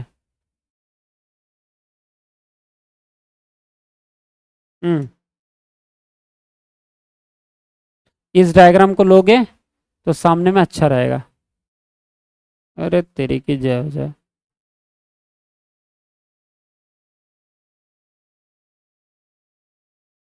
ठीक है सर, ये कॉपी किया, थोड़ा जल्दी कर रहा हूँ क्योंकि हमने ये तो बता चुके हैं ना। हाँ, ये वाला ही चल रहा था। इसमें क्या करूँगा मैं, इसको डिलीट कर देता हूँ और यहाँ पे कॉपी पेस्ट करता हूँ। ये आ गया आय। बोलो ठीक है, कोई दिक्कत? इस तरह ये जो आय है इसका जेंडर डिफाइंड नहीं है बेटा, और अगर जेंडर डिफाइन नहीं है तो इसको क्या बोलेंगे? आई और एच के बीच का क्या संबंध है? तो हम ये जो है ये ब्रदर भी हो सकता है, ये एच का ब्रदर भी हो सकता है, मतलब ब्रदर भी कहला सकता है और सिस्टर भी कहला सकती है। इसका मतलब इसका आंसर होगा ब्रदर या तो सिस्टर। तो ये सिस्टर और ब्रदर ये आंसर नहीं बनेंगे, आइदर और में आंसर आएगा। ठीक है, इसका मतलब आइदर ब्रदर और ब्रदर सिस्टर, कि आई जो है एच के साथ या तो ब्रदर लग सकता है या तो ब्रदर और सिस्टर दोनों लग सकता है, क्योंकि ये ब्रदर भी बन सकता है सिस्टर भी बन सकता है, इसलिए आइदर ब्रदर्स हो सकता है, दोनों भाई भाई हो सकते हैं। जैसे ही आपने आई को ब्रदर बनाया तो दोनों क्या हो जाएंगे? भाई भाई हो जाएंगे ना, इसलिए तो ब्रदर्स लिखा है, देखो एस लगाया यहाँ पे, ब्रदर्स। या तो दोनों भाई भाई होंगे या तो ब्रदर सिस्टर होंगे। क्लियर है? मतलब ये आंसर बनेगा, और अगर ये आंसर बनेगा तो 6 का आंसर है सी ऑप्शन। क्वेश्चन 6 का आंसर है सी ऑप्शन। उम्मीद कर रहा हूँ आपको बढ़िया से समझ में आया होगा। ठीक है, क्लियर है डायग्राम भी सब? ये जो आय का जेंडर क्यों क्लियर नहीं, क्यों कंफर्म नहीं थे, समझ में आया? ठीक है, चलिए नेक्स्ट क्वेश्चन आपके स्क्रीन पे, क्वेश्चन नंबर 7। और क्वेश्चन नंबर 7 के लिए हमको डायग्राम लगेगी, तो हम डायग्राम भी निकाल देंगे कंट्रोल वी से। आ जाओ मेरे लाल। बहुत बढ़िया सर, ये जो कॉपी पेस्ट का तरीका है ये तो बहुत बढ़िया है। मतलब बार बार हमको डायग्राम निकालने की जरूरत नहीं है सर, पर कॉपी पेस्ट करना पड़ता है बस। ठीक है, चलो आ जाओ, बताना जरा। निम्नलिखित में से कौन पिता है किसका? जे का। अरे जे मतलब ऐसा लिखना भाई, हिंदी में जे लिख दिया। Who among the following person is the father of J, मतलब कौन है जो जे का फादर है बेटा? तो कौन है जो जे का फादर है? जे का, इधर देखो सिंपल दिख रहा है, ये जो जे है, जे का फादर कौन है सर? ये तो है डी। जे का फादर कौन है बेटा? डी तो है, तो डी है क्या ऑप्शन में? है ना सर, ये डी ऑप्शन, मतलब क्वेश्चन नंबर 7 का आंसर हो जाएगा option number C. Option number C. समझ में आया क्या? पक्का क्लियर है? चलो नेक्स्ट, क्वेश्चन 7 का सी ऑप्शन। निम्नलिखित में से कौन सा व्यक्ति ई का ससुर है? Father in law is very important. ठीक है सर, चलिए, तो father in law is very important है ना। हाँ, दहेज वहेज नहीं लेना रे बाबा शादी के बाद। ठीक है, आ जाओ। बोल रहा है sir, who among the following person is the father in law of E. का फादर इन लॉ कौन है? तो बेटा ई ने शादी किससे की पहले ये बताओ मुझे। सर ई की शादी हुई है किससे, डी से, डी के माता पिता कौन है, बी है और ए है। तो बेटा डी के माता पिता अगर ये ए फादर है तो हमको फादर इन लॉ ही तो बताना है ना ई का, तो ई का फादर इन लॉ कौन हो गया, ए हो गया, ए मतलब ए ही ऑप्शन आंसर आएगा। ठीक है, यानी ई ने जिससे शादी की है उसके पिता यानी ई के फादर इन लॉ कहलाएंगे। क्लियर, चलिए सर, तो ई के फादर इन लॉ कौन है, ए है, तो ए बोले तो ये ऑप्शन, तो मतलब क्वेश्चन 8 का आंसर आ जाएगा क्या sir, option number A. Question 8 का आंसर आ जाएगा ऑप्शन नंबर ए। समझ में आया, मजा आ रहा है ना, ठीक है। नेक्स्ट क्वेश्चन आपके स्क्रीन पे, चलिए ये एक और क्वेश्चन दिया बढ़िया, इसको ही बनाएंगे, हाँ सर बनाएंगे, क्यों नहीं बनाएंगे। चलिए तो आप लोग एक बार पढ़ लो, हिंदी इंग्लिश दोनों में दिया है क्वेश्चन बढ़िया से, और फिर मैं इसके सामने बताता हूँ। देर आर 7 मेंबर्स, कितने मेंबर है सर, 7 मेंबर है बोलते, ठीक है। मैं हिंदी में बता रहा हूँ, परिवार में 3 पीढ़ियाँ वाले 7 सदस्य हैं, 3 जनरेशन है दिया है ना, और 7 सदस्य है। प्रत्येक पीढ़ी में एक जोड़ा होता है, मतलब हर एक जनरेशन में एक कपल तो है, सिंपल हो गया सर, फिर तो कपल पहले ही बता दी कि 3 कपल है। ओके, क्यू पी की बहू है, अच्छा जिसके 2 बच्चे हैं। अब ये जिसके मतलब ये पी की बात करता है, ठीक है, हाँ मतलब क्यू और पी में ये जिसके जैसे बोलेगा तो पी की बात करेगा, और इंग्लिश में क्या होता है, जिसके जगह में हु लिखा होता है, हु किसकी बात करेगा, पी की बात करेगा। इसके 2 बच्चे हैं, यू आर का पुत्र है, यू आर का पुत्र है, और उसका कोई, और उसका, तो और किसके लिए लगेगा, ये यू के लिए लगेगा, और मतलब एंड, और एंड मतलब फर्स्ट पर्सन को डिनोट करता है, तो यू और आर, तो यू और आर में फर्स्ट पर्सन कौन है, यू है, सेकंड पर्सन कौन है, आर है, तो और बोले तो यू के लिए, तो यू और आर का पुत्र है, और उसका कोई भाई बहन नहीं है, मतलब किसका, यू का ही, यहाँ पे और के जगह में कौन हो जाएगा, यू, यू उसका कोई भाई बहन नहीं है, यू का विवाह वी से हुआ है, फिर बोलता है यू का विवाह वी से हुआ है, तो यू ने वी से शादी की है, ठीक है मेरे भाई, और एस अविवाहित है, एस ने शादी नहीं की है, परिवार में कोई एकल माता पिता नहीं है, परिवार में कोई एकल माता पिता नहीं है, मतलब कि there is a no single parent, मतलब अगर पिता है तो माता होनी चाहिए, ठीक है, पड़ोस वाली आंटी नहीं चलेगी बेटा पिता है तो माता है चाहिए चाहिए, और माता है तो पिता चाहिए चाहिए। समझ में आई बात, अरे हाँ या ना, लीगल रिलेशन बेटा, ठीक है, ओके ब्लड रिलेशन चाहिए हमको है ना, हाँ क्लियर है जी। नेक्स्ट, तो there are 7 members P Q R S T U, तो भैया मैं सामने इंग्लिश में बढ़िया से दिया हुआ है, इसको बनाने की कोशिश करता हूँ। चलो आप भी कोशिश करेंगे, स्क्रीनशॉट निकालेंगे और बनाएंगे, पहले हट जाऊँ क्या मैं थोड़ा सा, हाँ चलो स्क्रीनशॉट निकाल लिया होगा आपने, चलो बताता हूँ मैं क्या बोल रहा है। देयर आर 7 मेंबर, 7 मेंबर है बोलते P Q R S T U V, 7 member है पी से लेके वी तक, in the family with three generation, कितने जनरेशन बेटा 3, तो मैं पहले एक रफ डायग्राम निकाल लूंगा कि 3 जनरेशन है हमारे पास में, कितने जनरेशन है, 3 जनरेशन है सामने। There is a couple in each generation, हर एक जनरेशन में कपल है बेटा, तो कितने कपल है 3, और हर एक जनरेशन में कपल है, इसका मतलब सिंपल सी डायग्राम निकल गई ऐसी, हर एक जनरेशन में अगर कपल है और कितने लोग हैं, 7 ही लोग हैं, तो हर जनरेशन तो दिखाना पड़ेगा ऐसा करके, यहाँ पे भी एक कपल दिखाना पड़ेगा आपको ऐसा, और नीचे भी एक कपल दिखाना पड़ेगा आपको ऐसा। अरे हाँ या ना, बात समझ में आई क्या नहीं सर, ऐसा, ठीक है समझ में आई। ये हस्बैंड वाइफ, इनका कोई, इनके बच्चे, ये हस्बैंड वाइफ, ये हस्बैंड, इसका नहीं निकालना क्योंकि 3 ही जनरेशन बोला है, ठीक है ओके। अब आ जाओ दूसरे कलर से दिखाते हैं, सामने बोल रहा है Q is the daughter in law of P, Q is daughter in law of P, मतलब क्यू अगर ये है बहू है किसकी, पी की, इसका मतलब पी का बेटा होगा या तो बेटी होगी, पी का कोई बेटा होगा या तो बेटी होगी, उसके उससे शादी किसने की होगी, क्यू से, इसलिए पी की कौन बहू कहलाएगी, क्यू, और पी क्या कहलाएगी, क्यू का, सर ये ससुर कहलाएगा तो सास कहलाएगा, कौन, पी, क्लियर, हाँ जी। उसके बाद आ जाओ सामने, Q is the daughter in law of A P who, यानी हु किसके लिए लगेगा, पी के लिए लगेगा, अगर ये हु की जगह एंड आ गया होगा तो ये एंड किसके लिए लगता सर, ये एंड लगता क्यू के लिए, एंड हमेशा फर्स्ट पर्सन को रिप्रेजेंट करता है और हु हमेशा सेकंड पर्सन को रिप्रेजेंट करता है।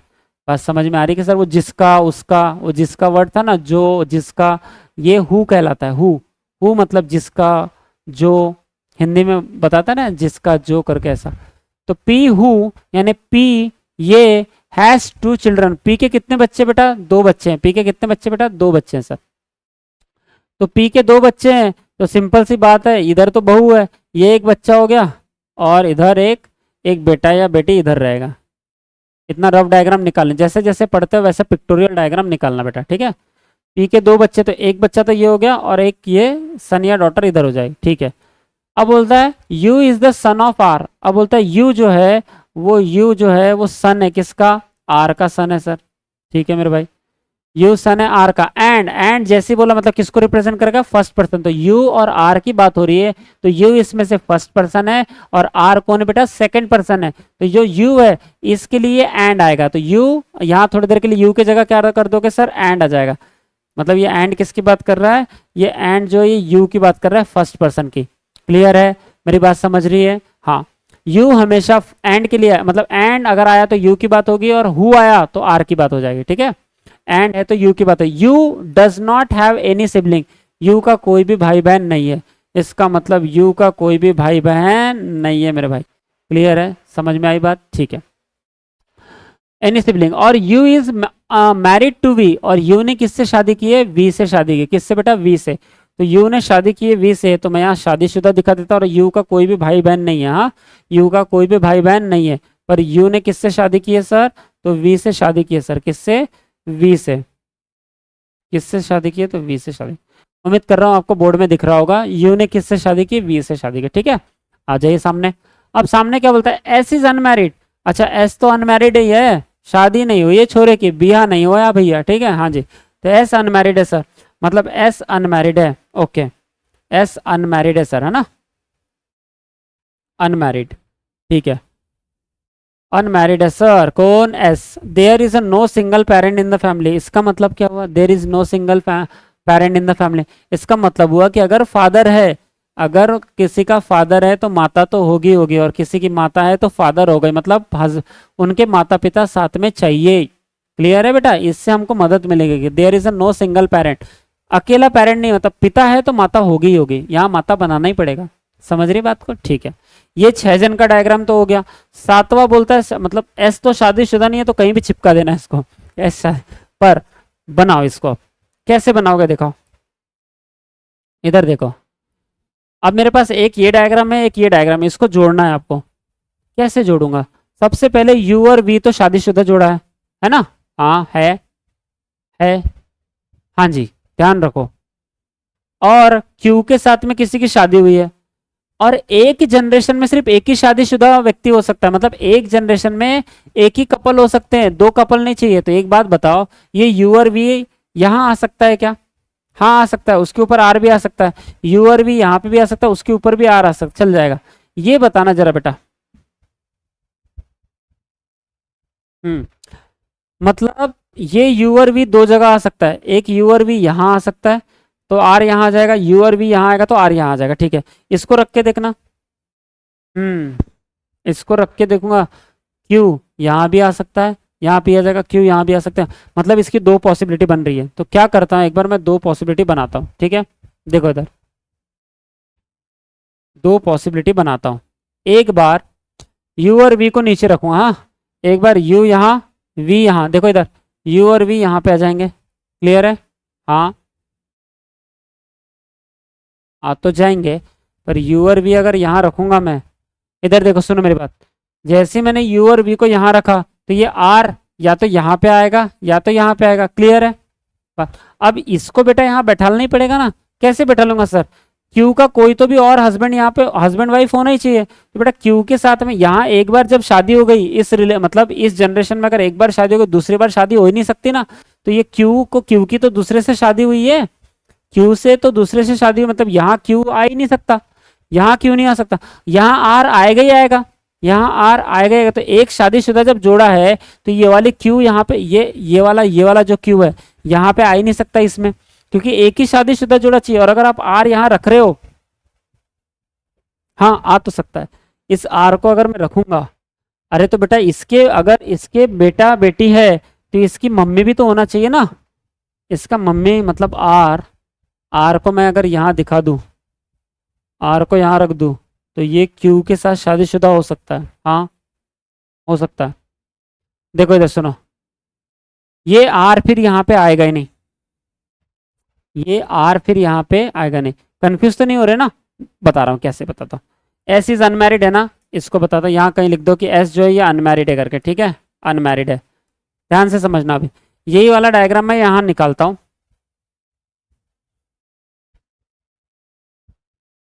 क्या यही बता दूं, क्योंकि इसको मुझे काटना है। मान लो सर ये आर नहीं आ सकता, क्यों? क्योंकि सर अगर आर आपने एक बार शादी, आर की किसी से शादी कराओगे, जब आर ने शादी कर ली तो बेटा ये क्यों किसी और से शादी करेगा ना, तो यहाँ क्यों तो आ सकता है सर, यहाँ तो क्यों आ सकता है। आ सकता है, आ सकता है। इधर देखो, मतलब ये आर यहाँ हटाया, ये आर ने फिर किससे शादी की होगी, क्यू से शादी कराना पड़ेगा आर की, ठीक है, ये आर हो जाएगा। आर का पापा हो जाएगा कौन, पी, मतलब यहाँ पी आ जाएगा या तो यहाँ पे पी आ जाएगा। बात समझ रहे हो ना? हाँ। अब अब मुझे एक बात बताओ, यू और वी, इधर देखो, यू और वी के कोई भाई बहन नहीं है, इसका मतलब यू और वी के तो कोई भाई बहन नहीं है ना, और एस अनमैरिड है बोलता है, तो यू और वी के भाई बहन नहीं है, एस अनमैरिड है। और पी के दो चिल्ड्रन थे, तो पी के दो चिल्ड्रन थे, तो एक ने आर ने तो क्यू से शादी कर ली, तो एस यहाँ पे अनमैरिड आ जाएगा, ठीक है। एस मेल होगा या फीमेल होगा हमको नहीं पता, ठीक, ओके। और यहाँ पे देखो कौन आएगा, पी, पी क्यू हो चुका है, आर हो चुका है, एस हो चुका है, टी आ जाएगा, मतलब यहाँ पे कौन आ जाएगा बेटा, टी आ जाएगा, यहाँ पे कौन आ जाएगा, टी आ जाएगा, यहाँ पे कौन आ जाएगा, टी। समझ में आई बात? ऐसा बनेगा डायग्राम, क्लियर। अच्छा सर ऐसा भी तो हो सकता था, इधर देखो सर, ऐसा भी तो हो सकता था जो ये आप बोल रहे थे, एक ये हस्बैंड वाइफ, इसका ये देखो ना, इधर ध्यान से देखना मैं क्या बताना चाह रहा हूँ बेटा, ठीक है। ये हस्बैंड वाइफ और ये एक और नीचे हस्बैंड वाइफ। तो सर आप जब ये भी तो बता रहे थे कि ये जो यू और वी नीचे रख रहे हो आप, तो ये सेकंड नंबर में भी तो रख सकते हो ना यू और वी। हाँ रख सकता हूँ ना, क्यों नहीं रख सकता, तो रख के दिखाओ मुझे यू और वी अगर रखोगे सेकंड नंबर में। तो बेटा मैं रख रहा हूँ, यहाँ पे यू रखा, यहाँ पे वी रखा। अब एक बार आपने इसकी शादी करा दी यू और वी की, तो यहाँ पे कोई भी दूसरा कपल नहीं आ सकता, क्योंकि एक जनरेशन में एक ही कपल आएगा, एक जनरेशन में एक ही कपल आएगा, तो यहाँ नहीं आ सकता। उसका मतलब यू और वी के माता पिता आर ऊपर, तो यहाँ पे आर आएगा या तो यहाँ पे आर आएगा, क्लियर है? हाँ सर। अब ये वाला, ये जो बचा वाला है इसको ऐड करो यहाँ, तो भैया पी के, तो पी के दो बच्चे हैं और एक क्यू है, तो इधर देखो, इधर पी, यहाँ पी, अगर आर यहाँ लिया तो अगर यहाँ पी लोगे आप ना, तो पी लोगे तो पी के फिर बच्चे नीचे आएंगे, पर यहाँ तो एक कपल आ चुका है और पी के तो ये हस्बैंड वाइफ है, तो क्यू ने किसी से शादी की है, इसका मतलब यहाँ क्यू आएगा, तो भैया यहाँ चलता ही नहीं क्यू ने किसी से शादी की हो करके, क्यों? क्योंकि इस जनरेशन में एक ही कपल चाहिए, यू और वी हो चुके, तो यहाँ क्यू का कपल थोड़ी आएगा, इसका मतलब यहाँ पी नहीं आ सकता, यहाँ ऊपर में पी नहीं आ सकता, तो यहाँ पी नहीं आ सकता, इसका मतलब यहाँ पे क्यू नहीं आ सकता, यहाँ पे क्यू नहीं आ सकता। अब अगर यहाँ क्यू नहीं आ सकता, नीचे रखूंगा मैं। अब मुझे बताओ कि अगर मैं यहाँ क्यू रखूंगा, तो क्यू ने किसी से शादी की होगी, क्यू ने किसी से शादी की होगी, और फिर यहाँ पे एक और तीसरा बनाऊंगा, और उसका देखो 2 4 2 6 और एक 7, और इसका माता पिता किसको रखना पड़ेगा, पी को, जो कि इसका माता पिता यहाँ पी रखने को जगह ही नहीं है, क्योंकि पहले ही 7 जन हो गए, 2 4 और ये 3 7, इसका यहाँ पे जो भी आएगा उसका माता पिता, पी होना चाहिए, तो उसका माता पिता पी रखने को यहाँ जगह ही नहीं, क्योंकि यू ने किससे शादी की है, यू ने वी से शादी की है, तो यहाँ पे एक्स्ट्रा पी, यहाँ पे पी आ ही नहीं सकता है, इसके ऊपर पी नहीं आ सकता है, क्लियर है? बात समझ में आ गई? यहाँ पे पी नहीं आ सकता, इसका मतलब यहाँ पे यू और वी नहीं आ सकता, यहाँ पे यू और वी, तो यू और वी कहाँ पे आएगा बेटा, नीचे ही आएगा, ये वाला सही है, यू और वी नीचे ही आएगा थर्ड जनरेशन में, ये सेकेंड जनरेशन में यू और वी नहीं आ सकता, तो यू और वी यहाँ नहीं आ सकता, तो अगर नहीं आ सकता इसलिए ये वाला डायग्राम हमेशा गलत होगा। क्लियर है क्या, समझ में आया क्या? पक्का? क्योंकि यू और वी नीचे आएगा, यू और वी सेकेंड जनरेशन में आ ही नहीं सकता, ठीक है? बात समझ में आ गई? उम्मीद कर रहा हूँ 100% समझा होगा। तो हमारा ये डायग्राम हुआ, अब इसको हमको इसके ऊपर से हम क्वेश्चन करेंगे। चलो आओ, आ जाओ मेरे लाल, बाकी को मिटा दूं मैं? हाँ सर मिटा, ये समझ गया ना? देखो इधर, इसको आप लिख के रख लो कहीं, इस चीज को आप लिख के रख लो कि ऐसा भी डायग्राम बनता था, पर यहाँ पे ना तो यहाँ पे यू और वी बैठेगा, ना तो थर्ड नंबर पे ही यू और वी बैठेगा, तो इससे आंसर निकल गया, इससे आंसर नहीं निकल रहा। क्लियर है? अरे आपसे बात कर रहा हूँ सर, इससे आंसर नहीं निकल रहा, ठीक है? हाँ आ जाओ, ठीक है मेरे भाई, तो इसको थोड़ा सा मिटा दो जी, इसको हल्का सा मिटा दो। अब ये सब हो गए, हाँ ये कट गए सब, ये दोनों इन्फॉर्मेशन कट गई थी, ठीक है? ओए ये दोनों इन्फॉर्मेशन कट गई थी सर। आ जाइए, अब मुझे चाहिए इसका स्क्रीनशॉट, क्योंकि सामने मुझे काम है,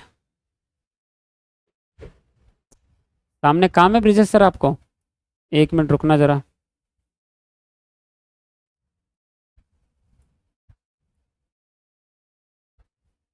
चलो, अब निकाल सकता हूँ मैं बढ़िया से स्क्रीनशॉट। ओके सर, बहुत ही अच्छा ब्रिजेश सर, गुड। कॉपी कर दिया, सामने जा रहे हैं हम लोग, जहाँ क्वेश्चन पूछेगा वहां जाके पेस्ट कर देंगे। कंट्रोल वी कर दिया, यहाँ पे आ गया। अब बोलो सर कौन सा क्वेश्चन पूछते हो ब्रिजेश सर, बताओ सर, हम यूं चुटकी में आंसर देते हैं सर आपका। बोलिए बेटा, क्या होगा? इसने क्या पूछा है आपको? सर ये बोल रहा है हाउ इज, बोल रहा है यदि पी एक महिला है। अच्छा, पी को महिला बता रहा है क्योंकि जेंडर डिफाइन नहीं था पी का। ये देखो पी और टी का जेंडर। अब उसने बोला यदि पी को एक महिला रखते हो, मतलब अगर आपने पी को महिला माना, अगर आपने पी को यहाँ माना तो बेटा यहाँ ऑटोमेटिकली कौन हो जाएगा? टी हो जाएगा। पी को महिला मान रहे हो तो टी आर से किस प्रकार संबंधित है? ये जो टी है ना, ये जो टी है बोल रहा है ये आर से किस प्रकार संबंधित है? तो ये टी आर से क्या लगा था बेटा? आर तो नीचे फादर लगा, आर तो नीचे बेटा है ना, तो टी क्या लगा? आर का फादर लगा। क्लियर? इंग्लिश में देखो, how is T related to R, मतलब टी क्या लगा किसका? आर का। टी क्या लगा? आर का। कब? इफ पी इज फीमेल, अगर पी फीमेल है, अगर पी फीमेल है तो टी हस्बैंड बन जाएगा और टी किसका? आर का फादर होगा। क्लियर? तो T is related to R, तो टी लगा फादर। समझ में आया क्या? नहीं, टी लगा फादर। ठीक है, फादर बोले तो ए ऑप्शन, यानी कि क्वेश्चन नंबर 9 का आंसर हो जाएगा ऑप्शन नंबर ए। क्लियर? कोई दिक्कत किसी को? कोई परेशानी है? नहीं ना? हाँ, नेक्स्ट क्वेश्चन आपके स्क्रीन पे। और नेक्स्ट क्वेश्चन करने के लिए यू एस से किस प्रकार संबंधित है, तो हमको यहाँ पे डायग्राम की जरूरत है, तो हम डायग्राम भी ला लेंगे बढ़िया से। ये लो डायग्राम, बताओ सर। यू बोलता है यू एस से किस प्रकार संबंधित, यू एस से किस प्रकार संबंधित है, बताता हूं sir. How is U related to S, U क्या लगा? एस का। तो बेटा यू क्या लगा? एस का। देखो एस का जेंडर डिफाइन नहीं है, पर यू का तो जेंडर डिफाइन है ना। एस का एस नहीं बता सकते, S can not be determine आएगा। ये या तो लड़का होगा या तो लड़की, मतलब यू का ये पापा का भाई, पापा का भाई या बहन लग सकता है, मतलब या तो अंकल लग सकता है या तो आंट लग सकती है। एस, पर उसने एस का नहीं पूछा, उसने यू का पूछा। यू एस से किस प्रकार संबंधित, यू एस का क्या लगा? तो बेटा यू जो है एस का भाई का लड़का, इसका मतलब ये हो गया नेफ्यू, इसका मतलब ये क्या हो गया? भतीजा, मतलब नेफ्यू हो गया। तो यू लगा नेफ्यू। है क्या बेटा नेफ्यू? हाँ सर है ना नेफ्यू। यानी क्वेश्चन नंबर 10 का आंसर हो जाएगा option number D, option number D. समझ में आया क्या? पक्का? बहुत बढ़िया, ठीक है। Next question, question number 11, how is R related to V, R क्या लगा? वी, आर क्या लगा? वी का। तो हम यहाँ पे कंट्रोल पेस्ट कर देंगे बेटा, बढ़िया से डायग्राम ला लेंगे ताकि आपको दिखे और आप हमको आंसर बता पाए। बताइए सर कहाँ आंसर होगा, जल्दी बताइए। How R related to V, R क्या लगा? आर, आर क्या लगा किसका मेरे भाई? वी का। आर क्या लगा? वी का। मतलब आर वी से किस प्रकार संबंधित है, बताइए। आर वी के कैसे संबंधित है? हम भी बताते हैं सर। ये देखिए आर मेल है और वी से, अरे सर फादर लगा ना। आर वी से किस प्रकार, ये आर है, अब ये माता पिता है, मतलब वील आर फादर लगेगा सर। तो फादर है क्या? आर वी से किस प्रकार संबंधित है? फादर इन लॉ है।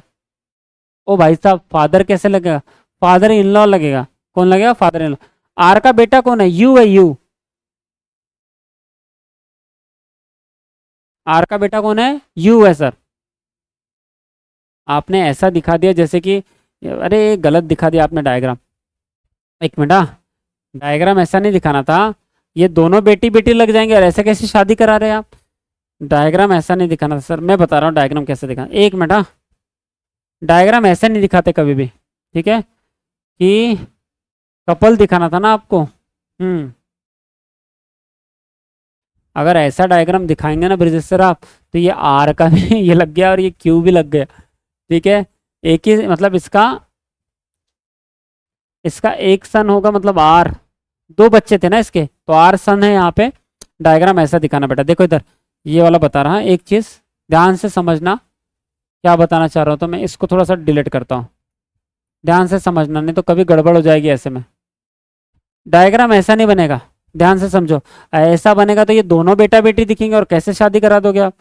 रुको, ये जो एरो है ना, ये एरो आर पे आएगा, आर पे, आर पे एरो आएगा। फिर ये वाला जो एरो है, ये वाला एरो यू पे आएगा।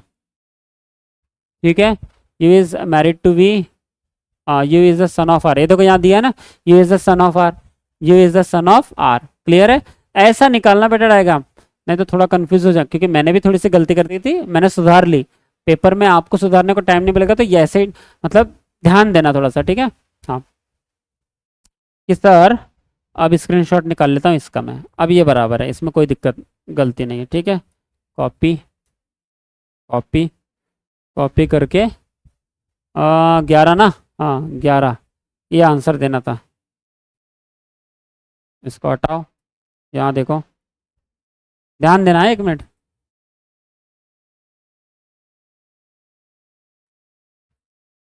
यहाँ पे लाता हूँ मैं कंट्रोल पेस्ट करके, आ गया ये। ठीक है,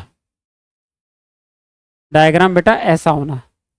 अब बोलो डायग्राम कैसा होना, ऐसा कि क्लियर पता चाहिए कि पी और टी का बेटा कौन है, आर, ये तो बहू है क्यू, आर का बेटा कौन है, यू, ये तो बहू है वी, और यहाँ पे हमने एस बनाया था। यहाँ पे कौन बनाया था, एस बनाया था, जो मेल फीमेल अनमैरिड था और उसके शादी मतलब अनमैरिड था और मेल फीमेल था, वो भी नहीं पता हमको। ठीक है, ओके। अब बोल रहा है आर वी से किस प्रकार संबंधित है, तो ये जो आर है ना, ये जो आर है ये वी का फादर इन लॉ लगा, क्योंकि आर का बेटा यू है, यू से उसने शादी की है और उसका पिता कौन है, आर है, इसलिए आर जो है फादर इन लॉ। आपके हस्बैंड के पिता यानी आपके फादर इन लॉ लगेंगे। क्लियर है, ठीक है जी। फादर इन लॉ मतलब पहला ऑप्शन, तो इसका क्वेश्चन नंबर 11 का हो जाएगा ए ऑप्शन। आर वी से किस लगा, तो आर जो है वी से फादर इन लॉ। उम्मीद कर रहा हूँ बेटा आपको बढ़िया से समझ में आया होगा। और एक काम करते हैं, अभी इसको यहीं तक रहने देते बढ़िया से, है ना। नेक्स्ट लेक्चर में और बहुत सारे क्वेश्चन है। क्वेश्चन नंबर में ये होमवर्क दे दूं क्या आपको, चलिए 12 से 15 आपको देते हैं होमवर्क, 12 से 15 देते हैं आपको होमवर्क। इसके सामने का एक और होमवर्क दे रहे हैं, आप पहले स्क्रीनशॉट लो इसका, जल्दी से पहले स्क्रीनशॉट लो। उम्मीद कर रहा हूँ आपने स्क्रीनशॉट ले लिया होगा। नेक्स्ट, चलिए इसका भी ले लीजिए, ये भी होमवर्क, ये होमवर्क नंबर 2, ये होमवर्क नंबर 2, स्क्रीनशॉट लो बेटा इसका। चलिए, और इसका कमेंट बॉक्स में आंसर डालना बेटा, ठीक है। हाँ, इसके क्वेश्चन भी देख लो, 16, 17, 18, 19 और 20। अगर नहीं आया आपको तो मैं बताऊंगा, अगर नहीं आया तो मैं बताऊंगा, ठीक है। चलिए, उम्मीद कर रहा हूँ आपने बढ़िया से स्क्रीनशॉट वगैरह ले लिए होंगे। तो मिलता हूँ मैं नेक्स्ट लेक्चर में, तब तक के लिए थैंक यू सो मच। और मेरी मेहनत आपके प्रिपरेशन में थोड़ी भी वैल्यू क्रिएट कर रही होगी, तो इस लेक्चर को उस बच्चे तक जरूर पहुंचाना बेटा जिसको बहुत ज़्यादा ज़रूरत है, ठीक है। जो मतलब पेड कोर्सेज नहीं खरीद सकता तो कम से कम फ्री से तो पढ़ सके, ठीक है। आपका ही भला होगा और मेरा ही भला होगा, मेरे को भी दुआ मिलेगी, आपको भी दुआ मिलेगी, ठीक है। Thank you so much for your support and love. अगर नए हो, नए चैनल से जुड़े हो तो सब्सक्राइब और लाइक कर लेना भाई। सब्सक्राइब तो नए वीडियो आपको तक पहुंच जाएंगे, और लाइक करोगे तो वो 2 वीडियो यूट्यूब 2-4 जनों को और भेज देता है, ठीक है, भला हो जाएगा, ठीक है। चलिए, थैंक यू सो मच, मिलता हूँ नेक्स्ट लेक्चर में।